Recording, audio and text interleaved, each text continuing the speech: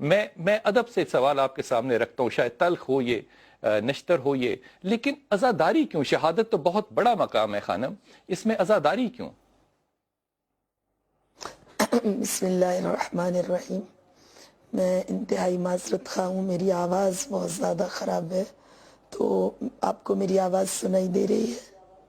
جی بالکل ہیلو، بالکل بالکل۔ جی آپ کو جی آواز بسم سنائی اللہ، آپ دے کی رہی آواز ہے؟ آ رہی ہے خانم؟ جی تو جی بالکل میں آ رہی عرض ہے۔ کر رہی تھی جی کہ کربلا خون ختمی مرتبت کا معجزہ ہے، اور عزاداری کربلا کا وہ میڈیا ہے جس نے تاریخ کے گنگ لمحات کو زبان دی، جس کے سبب، واہ جس کی سبحان اللہ۔ وجہ اور جس کے فیض سے، جس عزاداری کے فیض سے خون کی نجابت اور کردار کی طہارت کا معجزہ انسانیت کے سامنے رونما بے ہوا۔ شک۔ عزاداری کربلا کا وہ میڈیا ہے جو ظلم و ستم کے ہر دور میں، ظلم و ستم کی تاریخ میں، طویل تاریخ میں ہمیشہ سربلند و سرفراز رہا، اور جس نے کبھی انسانوں کو، میر کاروان کربلا کے چاہنے والوں کو، پیروکاروں کو، بلکہ علامہ اقبال حکیم امت شاعر بلند اقبال کے بقول جتنے حریت طلب ہیں، جتنے آزادی طلب افراد ہیں،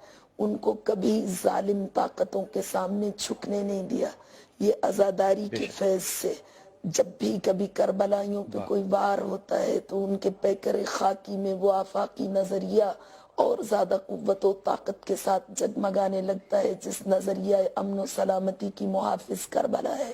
عزاداری نے اس خزانہ عامرہ کی حیثیت اختیار کر لی ہے جو منبر اعزاز سے اب قرآن، نہج البلاغہ کی تفسیر، تشریح اور تبیین کے ذریعے معارف کی ترسیل کا ذریعہ بن چکا ہے۔